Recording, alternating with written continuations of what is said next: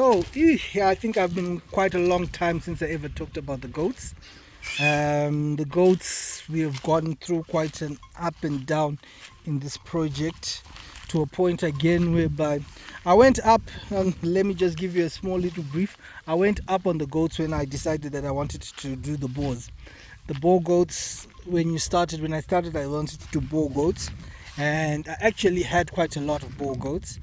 Then someone really persuaded and said that he wanted them, and me being nice, I gave them away. Then I just said, okay, let me go back to just doing the local goats. And the reason why I thought about the boar goats. The boar goats were being very money intensive. Why I was saying money intensive is that, one, they needed a lot of medication, they needed a lot of supplementary food, which was now becoming very difficult to maintain. But it was not really the major reason. But in times like this, where things are now not as easy as it would be, I think I would have been in a position where I would have probably lost those goats faster than what I have done now. So what am I saying here? What I'm saying is that due to this, then I went into the local goats. We went up to about 20 local goats, and then I think then we had problems with diseases. And when they started having problem with diseases, what you actually start doing, the best way to remedy these diseases is to quickly cull as many as those goats you can, so that you try to make sure that they do not affect the other goats. So we had to cull almost about 6 of them, and now I think we went down to about 10 of them, 10 goats. And then, as you can see here in this corner here, let me try and zoom in.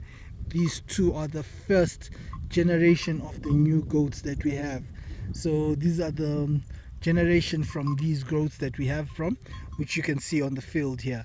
So we just keep on trying to find ways of doing it, and there's a time when I actually think that I should just stop this project, it's not worth it.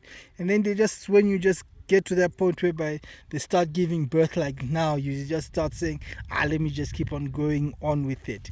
Then I think I have a problem with the buck. The buck is limping. We have tried all sorts of medication on it, and it's not helping. So I've got a feeling that I need to find another buck very, very soon, and then I will get rid of this buck, and most likely it will go into the plate.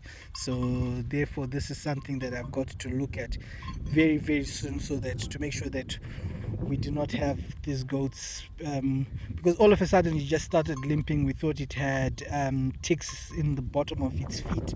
We looked at the feet, there was nothing wrong with it. We put some medication, but it is just still limping. So I'm just a bit worried, but at least it is not losing its body weight, showing that it is probably either it broke its leg doing something, or most likely it stepped somewhere and it broke its leg, and I can't say broke its leg, but it fractured its leg, because it is walking and it's not having. But I think that is something that I will need to think of how best I can deal with the goats. Thank you very much for liking, thank you very much for subscribing, and I will keep you updated next time about the goats. Thank you.